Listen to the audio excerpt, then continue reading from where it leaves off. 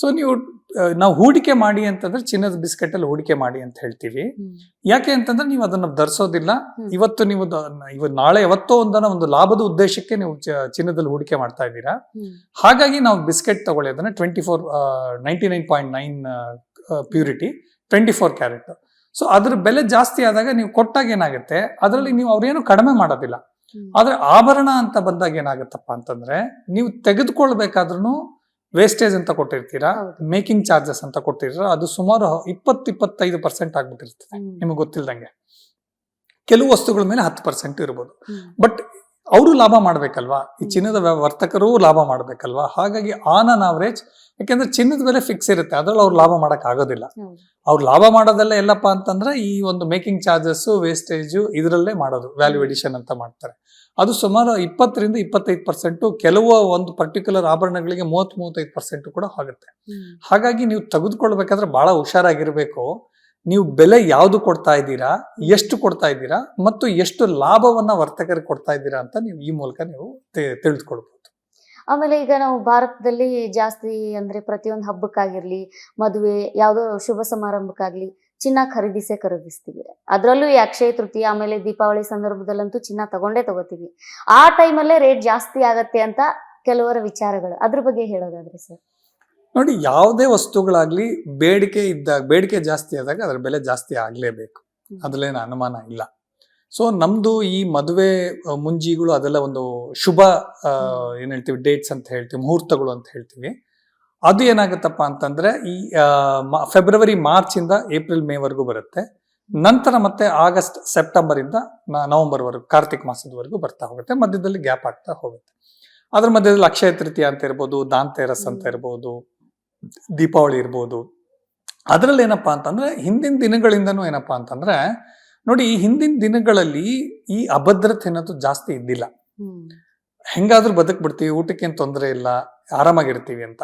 ಆದ್ರೆ ನಮ್ಮ ಪೂರ್ವಿಕರು ಏನ್ ಮಾಡಿದ್ರಪ್ಪ ಅಂತಂದ್ರೆ ನಮ್ಮಲ್ಲಿ ಆ ಒಂದು ಉಳಿಸುವ, ಹೂಡಿಕೆ ಮಾಡುವ, ಸೇವಿಂಗ್ಸ್ ಮಾಡುವ ಒಂದು ಗುಣ ಬರಬೇಕು ಅಂತ ಏನ್ ಮಾಡಿದ್ರಪ್ಪ ಅಂತಂದ್ರೆ, ನೋಡಪ್ಪ ದೀಪಾವಳಿ ಆದ್ರೆ ನೀನೊಂದು ಚಿನ್ನ ತೆಗೆದುಕೊಳ್ಬೇಕು ಅನ್ನೋ ಒಂದು ಕಲ್ಪನೆ ನಮ್ಮಲ್ಲಿ ಇಟ್ರು. ಸೊ ನಮಗೇನಪ್ಪಾ ಅಂತಂದ್ರೆ ಔಟ್ ಆಫ್ ಕಂಪಲ್ಷನ್, ನನಗೆ ಬೇಕೋ ಬೇಡವೋ ಅದೊಂದು ಪದ್ಧತಿ ಇದೆ, ತೆಗೆದುಕೊಂಡು ಇಟ್ಕೊಂಡ್ಬಿಡೋಣ ಅಂತ. ಅದು ತೆಗೆದುಕೊಂಡು ಇಟ್ಟಾಗ ಏನಾಗ್ತದೆ, ಸೇವಿಂಗ್ಸ್ ಆಗ್ತಾ ಇತ್ತು, ಅವ್ರಿಗೊಂದು ಭದ್ರತೆ ಬರ್ತಾ ಇತ್ತು.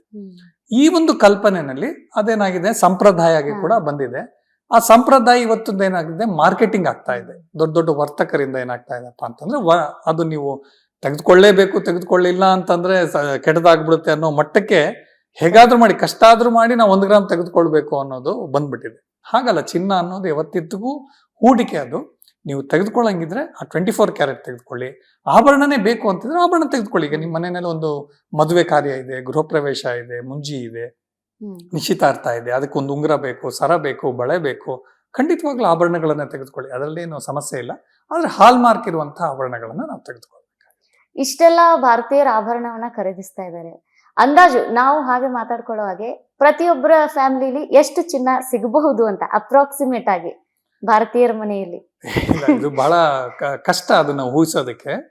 ಯಾಕೆ ಅಂತಂದ್ರೆ ಅವರವರ ಒಂದು ಅನುಕೂಲದ ಮೇಲೆ, ಹಣದ ಲಭ್ಯತೆ ಮೇಲೆ, ಅವರ ಒಂದು ಚಾಯ್ಸ್ ಮೇಲೆ. ಈಗ ದುಡ್ಡಿದೆ ಅಂತ ಮಾತ್ರಕ್ಕೆ ಎಲ್ಲರೂ ಚಿನ್ನ ತೆಗೆದುಕೊಳ್ತಾರೆ ಅಂತ ಹೇಳಕ್ಕಾಗಿದ್ರೆ, ಬಹಳ ಜನಕ್ಕೆ ನನ್ಗೆ ಗೊತ್ತಿದೆ, ಅವ್ರಿಗೆ ಚಿನ್ನದಲ್ಲಿ ಹೂಡೋದೇ ಇಲ್ಲ. ಅವರು ಶೇರ್ಸ್ ಅಲ್ಲಿ ಹಾಕ್ತಾರೆ, ಭೂಮಿ ಮೇಲೆ ಹಾಕ್ತಾರೆ. ಬಟ್ ನಮ್ಮ ದೇಶದಲ್ಲಿ ಏನಪ್ಪಾ ಅಂತಂದ್ರೆ ಒಂದು ನಾಣ್ಣುಡಿ ಇದೆ, ಏನಪ್ಪಾ ಅಂತಂದ್ರೆ ಪ್ರತಿಯೊಬ್ಬರ ಮನೆಯಲ್ಲಿ ಒಂದು ಗುಲ್ಗಂಜಿ ಎಷ್ಟಾದ್ರೂ ಚಿನ್ನ ಇರುತ್ತೆ ಅನ್ನೋದೊಂದು ಇದೆ. ಬಟ್ ನೋಡಿ, ನಮ್ದು ಸಂಸ್ಕೃತಿ ಬಹಳ, ಇತಿಹಾಸ ಬಹಳ ದೊಡ್ಡದು, ಸಂಸ್ಕೃತಿ ಬಹಳ ದೊಡ್ಡದು. ಈಗ ನಮ್ಮ ದೇವಸ್ಥಾನಗಳೇ ಇರ್ಬೋದು, ಉದಾಹರಣೆಗೆ ಕೇರಳದ ಅನಂತ ಪದ್ಮನಾಭ ಸ್ವಾಮಿ ದೇವಸ್ಥಾನ ಇರ್ಬೋದು, ನಮ್ಮ ತಿರುಪತಿ ತಿಮ್ಮಪ್ಪನ ದೇವಸ್ಥಾನ ಇರ್ಬೋದು.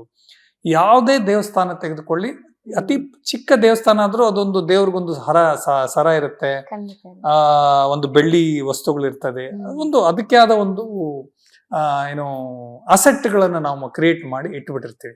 ಇದನ್ನ ಹೇಗ್ ಮೌಲ್ಯ ಮಾಡೋದು ನಾವು? ಈಗ ನೀವಿನ್ನೂ ಹೇಳ್ತಾ ಇದ್ರಿ, ಹಿಂದಿನ ಕಾಲದಲ್ಲಿ ಚಿನ್ನ ತುಂಬಾ ಪ್ಯೂರ್ ಇರ್ತದೆ, ಅದಕ್ಕೆ ಬೆಲೆ ಜಾಸ್ತಿ ಅಂತ. ಬಿಕಾಸ್ ಅಲ್ಲಿ ಅವತ್ತಿನ ದಿನಗಳಲ್ಲಿ ಮೋಸ ಅನ್ನೋ ಒಂದು ಕಲ್ಪನೆ ಇದ್ದಿಲ್ಲ, ಹೆಚ್ಚಿನ ಚಿನ್ನದ ಅಂಶ ಕೊಡ್ತಾ ಇದ್ರು, ಹಾಗಾಗಿ ಅದು ಒಳ್ಳೆ ಚಿನ್ನ. ಇವತ್ತಿನ ದಿನದಲ್ಲಿ ಏನಾಗತ್ತಪ್ಪ ಅಂದ್ರೆ ದುಡ್ಡಿಗೆ ತಕ್ಕಂಗೆ ಚಿನ್ನ ಇರುತ್ತೆ ಅಂತ. ಅದೇ ರೀತಿ ಈಗ ನಾವು ಚಿನ್ನ ಅಂತಂದ್ರೆ ಉದಾಹರಣೆಗೆ ಅನಂತ ಪದ್ಮನಾಭ ದೇವಸ್ಥಾನದಲ್ಲಿ ಇರ್ಬೋದು, ಅಥವಾ ತಿರುಪತಿ ತಿಮ್ಮದಲ್ಲಿ 106 ವರ್ಷಗಳಿಂದ ಚಿನ್ನ ಬಂದು ಬಿದ್ದಿದೆ. ಮಹಾರಾಜರಲ್ಲಿ ಕೊಟ್ಟಿದ್ದಲ್ಲ. ಅದಕ್ಕೆ ನಾವು ಇವತ್ತಿನ ಮಾರುಕಟ್ಟೆ ಬೆಲೆ ಕೊಟ್ರೆ ಸಾಕಾಗತ್ತಾ? ಆಗೋದಿಲ್ಲ. ಅದಕ್ಕೆ ಆದಂತ ಒಂದು ಆಂಟಿಕ್ ಅಂತ ಹೇಳ್ತೀವಿ. ಉದಾಹರಣೆಗೆ ಒಂದು ಹೂಜಿನೆ, ಮಣ್ಣಿನ ಹೂಜಿನೆ 200 ವರ್ಷದ ಕೆಳಗೆ ಅಂತಂದ್ರೆ ಅದಕ್ಕೊಂದು ಎಷ್ಟೋ ಕೋಟಿ ಕೊಡ್ತಾರೆ. ಹೌದು, ಖಂಡಿತ. ಹಾಗಾದ್ರೆ ಚಿನ್ನಕ್ಕೆ ಅದಕ್ಕೊಂದು ಬೆಲೆ ಇರ್ಬೇಕಲ್ವಾ? 200 ವರ್ಷದ ಹಳೇದು, ರಾಜ ಮಹಾರಾಜರು ಕೊಟ್ಟಿದ್ದು ಅಂತ. ಅದನ್ನ ನಾವು ಇವತ್ತಿನ ಮಾರುಕಟ್ಟೆ ದರಕ್ಕೆ ಮಾಡಕ್ ಆಗೋದಿಲ್ಲ, ಕಷ್ಟ ಆಗತ್ತೆ. ಹಾಗಾಗಿ ಬಟ್ ಇಡೀ ಪ್ರಪಂಚದಲ್ಲಿ ನಾವು ಹೋಲಿಸಿದ್ರೆ ಅತಿ ಹೆಚ್ಚು ಚಿನ್ನವನ್ನ ನಾವು ಕನ್ಸ್ಯೂಮ್ ಮಾಡ್ತೀವಿ, ಬಳಸ್ತೀವಿ, ಪರ್ಚೇಸ್ ಮಾಡ್ತೀವಿ. ನಮ್ಮ ಜೊತೆ ಚೈನಾ ದೇಶದಲ್ಲೂ ಕೂಡ ಆ ರೀತಿ ನಂಬಿಕೆ ಇದೆ. ಚೈನಾ ಕೂಡ ಅತಿ ಹೆಚ್ಚು ಚಿನ್ನವನ್ನ ಬಳಸ್ತಾರೆ. ಅದು ಬಿಟ್ರೆ ಟರ್ಕಿ ಬಳಸುತ್ತೆ, ಮತ್ತು ಯುರೋಪ್ ರಾಷ್ಟ್ರಗಳಲ್ಲಿ ಕೆಲವು ಮಾಡ್ತಾರೆ. ಬಟ್ ಯುರೋಪ್, ಆಸ್ಟ್ರೇಲಿಯಾ, ಅಮೆರಿಕಾದಲ್ಲಿ ಬಹಳ ಕಡಿಮೆ. ಈಗ ನಮ್ಮವ್ರೋಗ ಅಲ್ಲಿ ದುಡಿದು ಅಲ್ಲಿ ಚಿನ್ನ ಖರೀದಿ ಮಾಡೋದು ಬೇರೆ ಅದು. ಬಟ್ ಮೂಲತಃವಾಗಿ ನಾವು ಏಷ್ಯನ್ ಕಂಟ್ರೀಸ್ ಏನಿದೆ, ನಾವೇ ಚಿನ್ನದಕ್ಕೆ ಬಹಳ ಅತಿ ಹೆಚ್ಚು ಪ್ರಾಮುಖ್ಯತೆ ಕೊಡ್ತಾ ಇದ್ದು. ಇನ್ನು ಬೇರೆ ರಾಷ್ಟ್ರಗಳು ಅವತ್ತಿನ ದಿನಗಳಲ್ಲಿ ಹೋಲಿಕೆ ಮಾಡಿದ್ರೆ ಅರಬ್ ರಾಷ್ಟ್ರಗಳಿರ್ಬೋದು, ಕೊಲ್ಲಿ ರಾಷ್ಟ್ರಗಳಿರ್ಬೋದು, ಅವೆಲ್ಲವೇನಪ್ಪಾ ಅಂತಂದ್ರೆ ಆ ಚಿನ್ನವನ್ನ ಏನೋ ಜನಗಳಿಗಿಂತ ಕಡಿಮೆ ರಾಜರು ಅದನ್ನ ಶೇಖರಿಸಿಟ್ಕೋತಾ ಇದ್ರು. ಆ ಚಿನ್ನದ ನಾಣ್ಯ ಮಾಡೋದ್ರ ಮೂಲಕ ಸಂಪತ್ತನ್ನ ಪ್ರತಿನಿಧಿಸೋದಕ್ಕೆ ಚಿನ್ನವನ್ನ ಶೇಖರಿಸಿರ್ತಾರೆ. ಆಮೇಲೆ ಈಗ ಇತ್ತೀಚೆಗೆ ಈ ಚಿನ್ನದ ಬೆಲೆ ಏರಿಕೆ ಆಗ್ತಾ ಇದೆ. ಅದಕ್ಕೆ ಕಾರಣ ಏನಿರ್ಬೋದು? ಕೆಲವೊಬ್ರು ಯುದ್ಧ ಆಗ್ತಾ ಇದೆ, ಸೊ ಯುದ್ಧದ ಕಾರ್ಮೋಡ ಆವರಿಸಿದೆ, ಹಿಂಗಾಗಿ ಚಿನ್ನದ ರೇಟ್ ಜಾಸ್ತಿ ಆಗ್ತಾ ಇದೆ, ಈ ತರ ಎಲ್ಲ ಮಾತುಗಳು ಕೇಳಿ ಬರ್ತಾ ಇದೆ. ಪ್ರಮುಖವಾಗಿ ಕಾರಣ ಏನೇನಿರ್ಬೋದು ಸರ್ ಗೋಲ್ಡ್ ರೇಟ್ ಜಾಸ್ತಿ ಆಗಕ್ಕೆ? ಬಹಳಷ್ಟು ಅಂಶಗಳಿದೆ. ನಾವು ಇತ್ತೀಚಿನ ದಿನಗಳಲ್ಲಿ ನೋಡಿದಾಗ ಸುಮಾರು ಈಗ ಈ ಒಂದು ವರ್ಷದಲ್ಲಿ ಅತಿ ಹೆಚ್ಚು ಏರಿಕೆಯನ್ನ ಕಂಡಂತ ದರ ಇದೆ, ಚಿನ್ನದ ದರ. ಅದು ಇತ್ತೀಚೆಗಂತೂ ಫೆಬ್ರವರಿ ನಂತರ ಬಹಳ ಹೆಚ್ಚು ಬೇಡಿಕೆ ಬಂದ್ಬಿಡ್ತು. ಅದು 7 ಸಾವಿರದ ಆಸುಪಾಸಿನಲ್ಲಿ ಇದ್ದಿದ್ದು 8 ಆಯ್ತು, 9 ಆಯ್ತು, ಈಗ 13ವರೆಗೆ ಬಂದು ಮತ್ತೆ ಈಗ 12ಕ್ಕೆ ವಾಪಸ್ ಬಂದಿದೆ. ನೋಡಿ, ಈ ಚಿನ್ನದ ಬೆಲೆ ಜಾಸ್ತಿ ಆಗೋದಕ್ಕೆ 2 ಅಂಶಗಳನ್ನ ನಾವು ಹೇಳ್ಬೋದು. ಮೊದಲನೇದು ನಮ್ಮ ದೇಶದ ಒಳಗಡೆ ಇರುವಂತಹ ಪರಿಸ್ಥಿತಿ ಮತ್ತು ದೇಶದ ಹೊರಗಡೆ ಇರುವಂತಹ ಪರಿಸ್ಥಿತಿ. ಈ 2 ಪ್ರಮುಖವಾದ ಕಾರಣಗಳಾಗ್ತಾ ಹೋಗುತ್ತೆ. ನಮ್ಮ ದೇಶದಲ್ಲಿ ಏನಪ್ಪಾ ಅಂತಂದ್ರೆ ಒಂದು ಬೇಡಿಕೆ ಜಾಸ್ತಿ ಆದ ತಕ್ಷಣನೇ ನಾವು ಜಾಸ್ತಿ ಖರೀದಿ ಮಾಡಬೇಕಾಗುತ್ತೆ. ನಾನು ಈಗಾಗಲೇ ಹೇಳಿರೋಂಗೆ 99% ಚಿನ್ನ ಏನಾಗಿದೆ ನಾವು ಹೊರಗಡೆಯಿಂದ ತರಲೇಬೇಕು. ಸೊ ಇಂಪೋರ್ಟ್ ಮಾಡ್ತೀವಿ ಅಂತ ತಕ್ಷಣ ಏನಾಗುತ್ತೆ, ನಾನು ಡಾಲರ್ ಅಲ್ಲಿ ಕೊಡ್ತಾ ಇದ್ದೀನಿ ಅಂತ. ಸೊ ಡಾಲರ್ ಬೆಲೆ ಜಾಸ್ತಿ ಆದ್ರೆ ಚಿನ್ನದ ಬೆಲೆ ಜಾಸ್ತಿ ಆಗ್ತಾ ಹೋಗುತ್ತೆ. 2ನೇದು, ಅಂತಾರಾಷ್ಟ್ರೀಯ ಮಾರುಕಟ್ಟೆನಲ್ಲಿ ಬೇಡಿಕೆ ಮತ್ತು ಪೂರೈಕೆಗೆ ತಕ್ಕಂತೆ ಚಿನ್ನದ ಬೆಲೆ ನಿಗದಿ ಆಗ್ತಾ ಹೋಗುತ್ತೆ. ಸೊ ಅಲ್ಲಿ ಬೇಡಿಕೆ ಜಾಸ್ತಿ ಆದ ತಕ್ಷಣನೇ ಬೆಲೆ ಜಾಸ್ತಿ ಆಗ್ತಾ ಹೋಗುತ್ತೆ. ಅಲ್ಲಿ ಬೆಲೆ ಜಾಸ್ತಿ ಆಗೋದೊಂದು ಕಾರಣ, ಮತ್ತು ನಾನು ಎಲ್ಲವೂ ಇಂಪೋರ್ಟ್ ಮಾಡೋದ್ರಿಂದ, ಆಮದು ಮಾಡೋದ್ರಿಂದ, ಡಾಲರ್ ಅಲ್ಲಿ ಕೊಡೋದ್ರಿಂದ ಅಲ್ಲಿ ನನಗೆ ಮತ್ತೆ ಚಿನ್ನದ ಬೆಲೆ ಜಾಸ್ತಿ ಆಗದೆ ಇದ್ರು ಡಾಲರ್ ಬೆಲೆ ಜಾಸ್ತಿ ಆದ್ರೆ ನನ್ನ ಚಿನ್ನದ ಬೆಲೆ ಜಾಸ್ತಿ ಆಗುತ್ತೆ. ಯಾಕಂದ್ರೆ ನಾನು ಡಾಲರ್ ಕೊಟ್ಟು ತೆಗೆದುಕೊಳ್ತಾ ಇದ್ದೀನಿ. ಮತ್ತು ಅಲ್ಲಿಂದ ಬಂದ ಮೇಲೆ ಏನಾಗುತ್ತಪ್ಪ ಅಂತಂದ್ರೆ ಇಲ್ಲಿ ನಾನು ಕಸ್ಟಮ್ ಡ್ಯೂಟಿ ಕೊಡ್ತೀನಿ 10%, ಮತ್ತು ಆ ಮಾರಾಟಗಾರ ಏನ್ ಮಾಡ್ತಾನೆ, ಅವ್ರ ಲಾಭನ ಇಟ್ಕೊಂಡು 3% GST ಹಾಕ್ತಾರೆ.